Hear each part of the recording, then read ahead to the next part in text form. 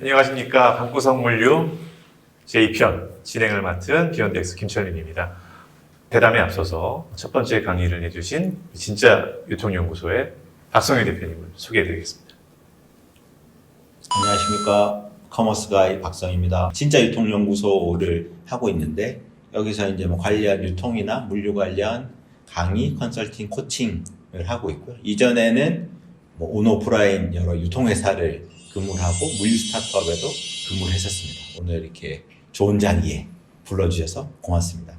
묻는 말에 열심히 한번 대답해 보겠습니다. 오늘 두 번째 발표를 해주신 분이죠. 마이크로 풀피먼트 그리고 딜리버리 서비스를 제공 중인 PLG의 박순호 대표입니다. 안녕하십니까. 오늘 이 자리에 초대해 주셔서 너무 감사드리고요. 저는 마이크로 물류 플랫폼을 운영하고 있는 물류 스타트업 PLG의 박순호라고 합니다. 잘 부탁드리겠습니다. 제가 오늘 발표 내용을 보면서 물류 관점에서 바라보는 유통 트렌드. 네. 요즘 말로 하면 유통을 알면 물류가 보인다는 얘기가 있잖아요. 네. 예. 근데 저는 좀 기분이 좀 안 좋더라고요. 이 진짜 유통연구소에서 네네. 굳이 물류 영역을 이야기한다는 것 자체가 저 같은 물류 전문 미디어를 운영하고 있는 입장에서는 나와버리서 죄송합니다.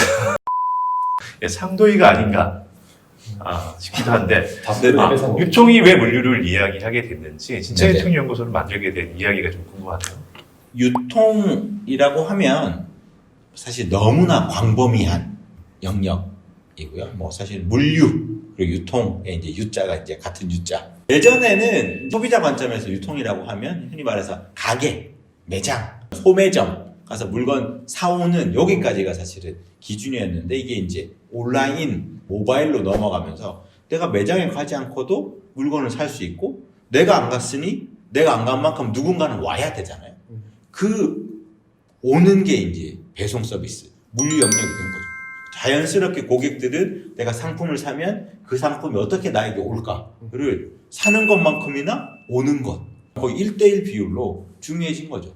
저도 사실 제 전문 영역이 아닌 곳에 뭔가 이제 입을 떼는 건 되게 조심스럽긴 합니다만 현재 이제 물류 경쟁 상황이나 소비자의 이제 구매 패턴을 볼 때 이런 배송 서비스를 포함한 물류 그 중에서도 이제 택배와 라스트 마일 딜리버리 그런 실질적으로 소비자 관점에서 물건을 사고 거기에 따르는 배송, 물류 정도까지를 얘기하고 그러다 보니까 그 유통회사들이 그런 물류 서비스를 어떻게 확보하고 그를 바탕으로 어떻게 고객들을 락인하는지에 대한 정도를 얘기를 하는 거고요. 아까 첫 질문인 진짜 유통연구소를 어떻게 만들었냐라고 하는 게 보통 유통연구소라는 것들이 대부분 이제 기업 입장에서 만든 거라서 공급자 관점인 경우가 많아서 저는 조금 더 소비자 관점에서 유통 문제, 거기에 따르는 물류 일부를 좀 다뤄볼까 해서 만들었습니다. 그 진짜 유통연구소에서 만드는 콘텐츠를 비욘드엑스에서도 네. 볼 수 있다는 얘기 맞나요? 네. 제가 고정적으로는 이제 비욘드 X의 엑스라이터로 더 많은 이야기들은 비욘드엑스 웹사이트를 통해서 진짜 유통연구소의 콘텐츠를 보실 수 있습니다. 저희는 대놓고 광고하는 걸 지향하고 있습니다. 구독, 좋아요. 박성희 대표님 마트 출신이시죠? 네. 예, 또 현직에서 경험하셨을 때 이 오프라인 유통에서의 물류와 네. 또 온라인 유통에서의 물류는 조금 다른 차이가 미묘하게 있을 것 같다는 생각이 좀 들거든요. 제가 근무할 때 기준으로 보면 오프라인 유통 물류는 사실은 공급사에서 마트 물류센터로 오고 그 다음에 그 마트 매장까지 오는 요까지가 사실은 거의 대부분에서 끝났던 거고요. 온라인으로 넘어오면서 쿠팡에서도 로켓 배송을 본격적으로 하기 전까지 플랫폼 입장에서는 물류 배송 서비스는 사실은 관여하는 영역이 아니었습니다. 어차피 입점한 셀러들이 알아서 보내는 구조였고 직매입하는 상품 일부를 그냥 보관 발송하는 수준이었지. 그러다가 이제 쿠팡이 직접 로켓 배송을 하게 되고 물류 서비스를 강화하고 그게 이제 고객들이 사랑하고 좋아하는 서비스가 되면서 이제 온라인 커머스들이 먼저 물류 쪽에 역량을 쏟게 되고 오프라인 업체들도 온라인화 그리고 오프라인 매장에서도 배송 서비스를 강화하는 이 전체적으로 물류 서비스가 확대되는 이런 프로세스로 되었죠. 미국에서는 아마존, 네. 중국에서는 알리바바, 네. 한국에서는 쿠팡을 전후로 해서 물류 이야기가 되게 더 풍성해지고 맞습니다. 물류를 바라보는 시각 자체가 관심도가 생긴 게 된 것 같아요. 네네. 저희가 1화에서도 쿠팡 이야기가 좀 나왔었거든요. 네네. 쿠팡 광고 기다리겠습니다. 광고, 후원, 좋아요. 우리 박선 대표님 오늘도 많이 바쁘신 일정 중에 참여해 주셨어요? 아, 네네네. 최근에 되게 반가운 소식이 하나 있던데 네. 롯데온에서 배송 파트너로 활동하시게 네, 됐다고. 1시간 배송 파트너로. 1시간 배송. 네네네. 1시간 만에 다 배송하나요? 네, 현재 이제 그런 SKU들만 좀 모아서 근거리 배송으로 이렇게 좀 진행을 하는 것을 힘을 좀 쏟고 있습니다. 롯데온에서 네네. 한 시간 내 배송을 하는데 네. 어떤 것들을 하고 있다. 저희도 푸드 딜리버리가 메인이고요. 그 이제 중심으로 이제 롯데 마트, 롯데 슈퍼, 뭐 신선식품들도 좀 있고요. 그리고 백화점, 그리고 롭스, 뭐 세븐일레븐 뭐 이렇게 롯데 쇼핑 안에 이제 다양한 이제 브랜드들이 있기 때문에 브랜드들의 이제 특정 상품들을 좀 모아서 이제 적시 배송에 조금 핏이 맞는 온타임 배송이라고 좀 표현을 하는데 적시 배송이 가능한 것들을 좀 저희가 진행을 좀 하고 있습니다. 근데 지금 아직 전국적으로 서비스를 하고 있는 건 아니고요. 특정 이제 스팟을 중심으로 먼저 진행을 하고 있고 거기서 조금 의미 있는 데이터들을 좀 만들어 나가면서 전국으로 확장을 하려고 계획을 좀 잡고 있습니다. 대기업 파트너가 된다는 건 쉽지 않은 일인데 어떤 인연이 좀 있으셨나요? 롯데 엑셀러레이터에 이제 4기로 선정이 됐었고요. 이게 막상 이제 첫 미팅이 돼서 얘기를 해보니까 사실 기존의 정통 물류라고 하면 배달과는 좀 전혀 다른 그러니까 배달은 그냥 P2P로 좀 움직이는 거고 물류는 이제 어떻게 보면 한 번에 많은 양을 실어서 이제 라우팅이 되는 구조인데 전혀 다른 부분을 얘기를 하다 보니까 서로의 업무에 대해서 좀 이해도가 필요했고 그래서 제가 요청을 드린 게 제가 이 회사의 어떤 부서의 일원으로서 초기 단계부터 같이 기획도 하고 지속적으로 미팅을 하면서 좀 이렇게 관계를 지금까지 좀 만들어 오지 않았나. 롯데 입장에서는 이 배송 영역을 일종의 마켓으로 보는 것 같아요. 그러니까 실질적인 제품도 판매를 하지만 배송과 관련되어 있는 옵션도 소비자들이 선택할 수 있는 것들을 들어서 구매를 할 수 있게끔 유도하는 것 같은데 실질적으로 그런 부분들이 좀 느껴지시나요? 아마도 미국에서 이제 아마존하고 월마트의 경쟁 모델을 많이 참고를 하는 것 같습니다. 아무래도 오프라인 기반의 이제 절대 강자의 한 회사였기 때문에 오프라인을 많이 활용하려고 하는 건 단순 배송이 아니라 픽업 서비스, 본인이 직접 할 수 있는 스마트 픽이라는 서비스도 이제 같이 하고 있고 그래서 많은 부분들을 플랫폼 안에 좀 녹여내려고 많은 고민들을 하고 있는 것 같고요. 그래서 저희도 그 부분에서 큰 역할을 할 수 있도록 힘을 많이 쓰고 있습니다. 그럼 최근에 또 많이 보셨겠네요. 올해 코로나 때문에 네네네. 외식이나 포장 음식 배달 많이 늘었잖아요. 네. 그래서 제 주변에 있는 이 이륜차를 통해서 배송하시는 분들이 사업이 잘 되고 있는 반면에 배송해 주실 수 있는 분들을 잘 못 찾아서 네, 맞습니다. 얼마 전에 또 안타까운 소식이 하나 있었어요. 모 택배사에서 하루에 한 300개, 네. 400개씩 배송을 하시다 보니까 가중된 과로로 인해서 네. 돌아가신 사고가 올해만 총 8분이시더라고요. 물론 또 공공 분야에 있는 우체국 택배를 포함하면 더 많은 분들의 안타까운 사연들이 좀 있었는데 현장의 실상은 좀 어떤가요? 라이더분들이 아까 말씀하셨던 사고 이슈가 있는데 네. 그 사고가 결국에는 생리 구조상 어쩔 수가 없습니다. 그러니까 어쩔 수 없다는 게 어쩔 수 없으니까 그건 놔둬야 된다라는 개념이 아니라 사고는 어떻게든 일어날 수는 있는 거죠. 근데 구조적으로 그럴 수밖에 없다라는 구조적으로. 네, 그 구조를 좀 설명을 드리면 점심 시간하고 저녁 시간에만 물량이 있기 때문에 피크 타임. 그 피크 타임에 내가 뭐 40개에서 50개 정도를 배달해야지 하루 벌이를 이제 충당을 좀 해갈 수 있는데 우리가 이제 흔히 얘기하는 이제 에이스라고 표현을 하죠. 이 에이스가 오토바이만 잘 타서 에이스가 아니라 이제 이게 접수가 올라왔을 때 이 앱으로 빨리 배차를 잘 잡을 수 있는 아무래도 이제 젊은 친구들이 좀 잘 하겠죠. 그래서 에이스들은 기본 물량을 이제 다 그 주어진 피크 시간에 다 충족을 해가고요. 나머지 이걸 좀 전업으로 하고 싶어 하시는 분들은 그 피크 시간에 물량을 많이 이제 못 하신 거죠. 그랬으면 점심시간 이후 시간, 오후 시간대거나 아니면 저녁 시간 이후 약간 야간이 돼가기 전 그 시간에 또 물량이 있을 때 사실 그때는 이제 음식 배달량이 또 많지 않으니까 대기만 하면서 실제로 물량을 많이 못 가져가는 이런 구조가 있어서 전업으로 하실 수 있는 분들이 관심은 있으나 막상 와보니 비 오는 날만 이제 그게 벌이가 될 거 그게 이제 곱하기 30일이 되지 않으니까 지금도 뭐 1억을 버니 이런 이제 기사들이 많이 나오는데 기사님들이 좀 허수가 너무 많은 게 하루 이제 뭐 100건을 배달했건 80건을 배달했건 그 다음날 알아놓습니다.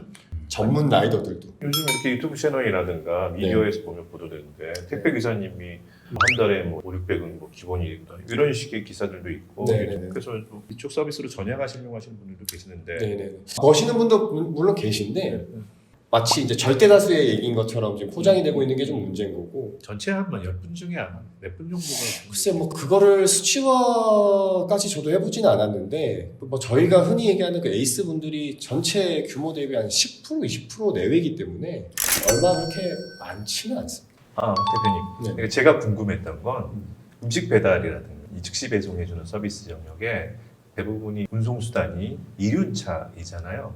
정말 이게 수익 모델이 되는가. 사실상 올해는 코로나라는 특수 요인이 있고 앞으로도 코로나는 같이 가는 네. 구조가 되겠지만 이륜차 배송하시는 스타트업이 사실은 수익 모델이 그렇게 속 좋지는 않았거든요. 네. 근데 올해부터는 우리 물량이 넘쳐나서 네.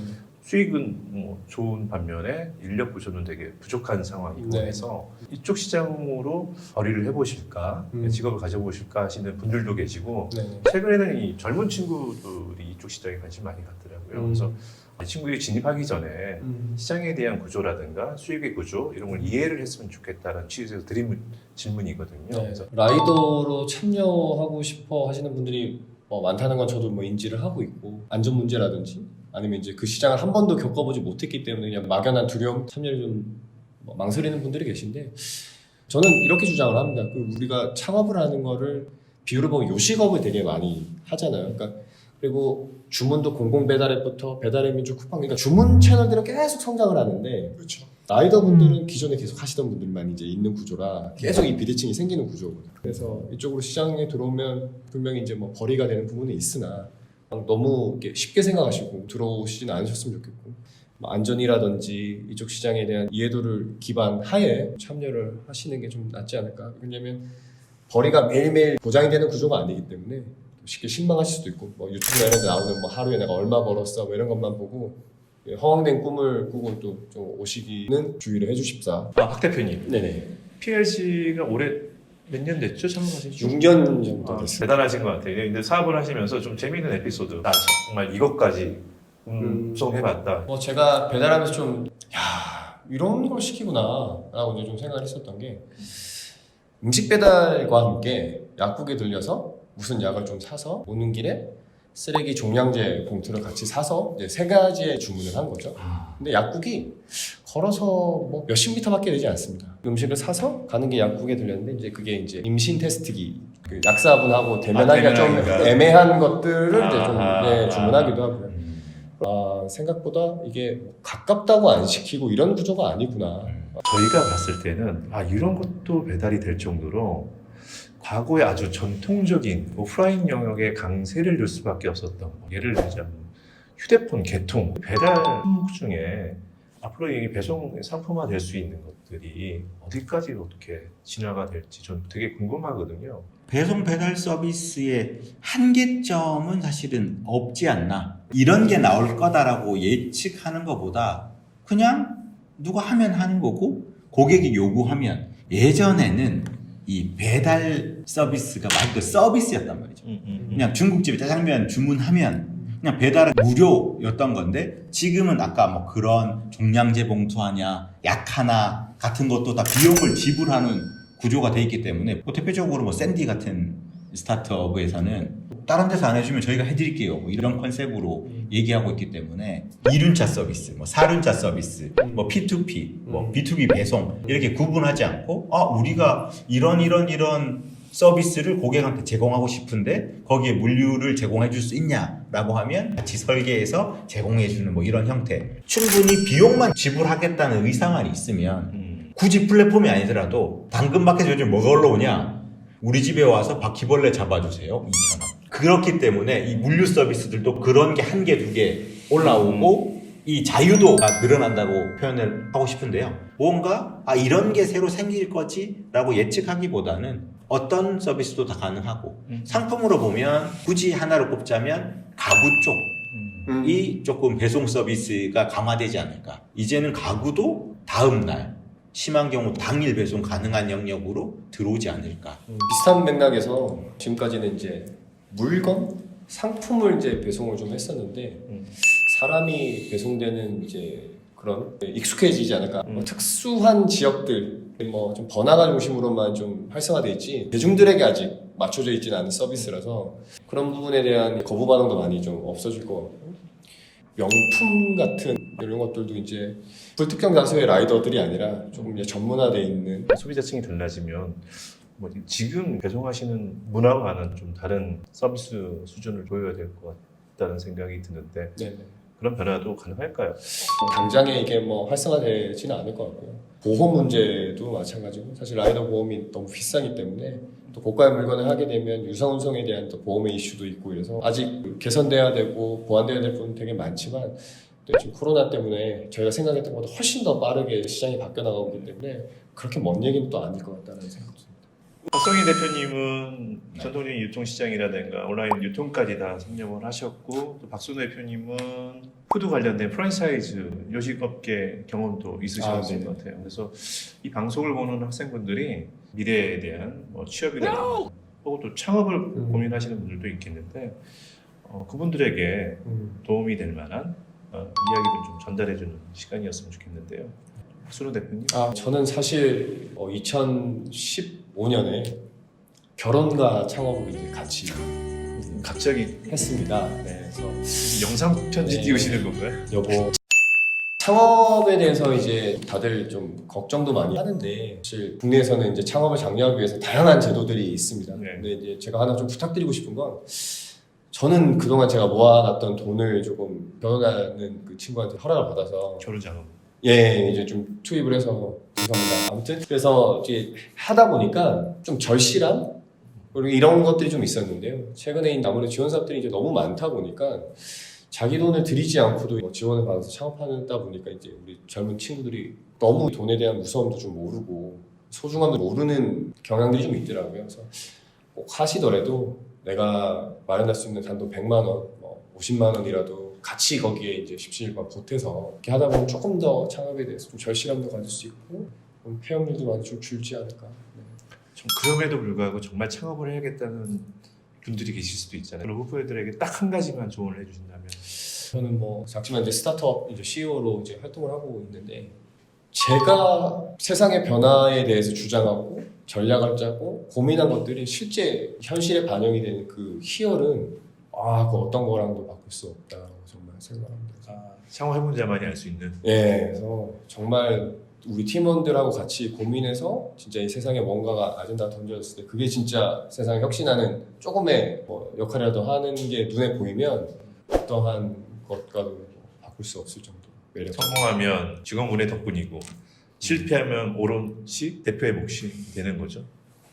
그러면 창업이 너무 우리 박순호 대표님은 창업을 한 관점에서 아마 학생분들에게 도움이 될 만한 메시지를 던져주신 것 같고 그래도 창업보다는 취업하려고 하는 학생분들이 더 많지 않겠습니까? 취업자 입장에서 우리 박성희 대표님이 유통 분야에 여러 가지 직무들이 좀 있지 않습니까? 그에 대해서 친구들이 어떻게 관심을 갖고 또 접근하고 이런 것들은 좀 준비해서 보면 좋겠다. 자기가 하고 싶은 게 확실히 있으면 창업하는 게 좋습니다. 뭐 내가 하고 싶은 게 명확한데 뭐하러 다른 길을 돌아서 가겠습니까마는 이 창업을 한다고 모든 게 되는 건 아니죠.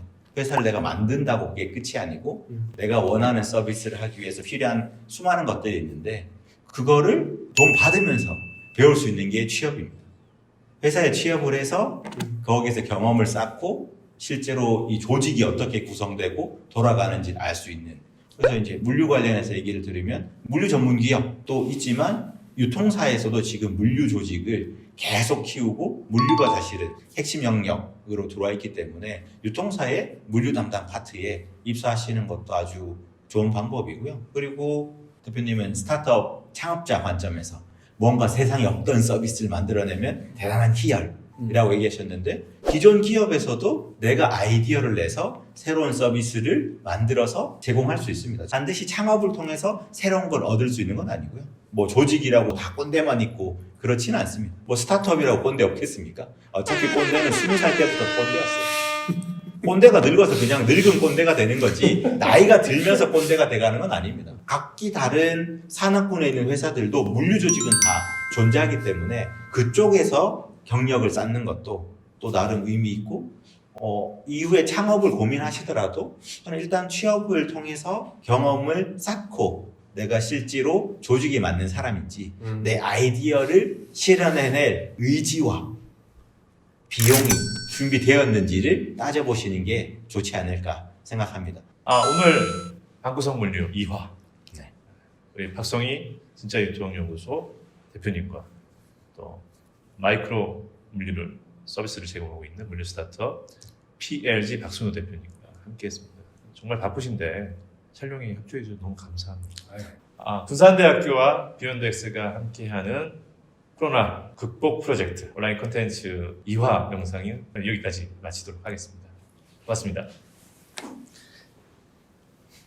그래서